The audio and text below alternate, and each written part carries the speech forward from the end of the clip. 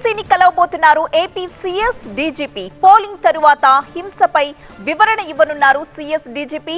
దాడులకి కారణాలు అలాగే పోలీసుల చర్యల్ని కూడా వివరించే అవకాశం కనిపిస్తోంది. మాచర్ల, తాడిపత్రి, చంద్రగిరి, నర్సరావుపేట ఘర్షణలపై ప్రధానంగా నిన్న సీఈసీ వివరణ కోరింది. ఈ నేపథ్యంలోనే ఏపీ సీఎస్ డీజీపీ ఇద్దరు కూడా ఈసీని కలవబోతున్నారు. మరి కాసేపట్లో పోలింగ్ తరువాత జరిగిన హింసకు సంబంధించిన వివరాలన్నింటినీ కూడా ఇవ్వబోతున్నారు. ఈ దాడులకి కారణాలేంటి, దానికి సంబంధించి పోలీసులు ఎటువంటి చర్యలు తీసుకున్నారు అన్న దానికి సమగ్ర సమాచారం అంతా కూడా ఈసీ ముందు పెట్టబోతున్నారు సీఈసీ డీజీపీ. మాచర్ల, తాడిపత్రి, చంద్రగిరి, నర్సరావుపేట ఘర్షణలపై వివరణ కోరింది సీఈసీ.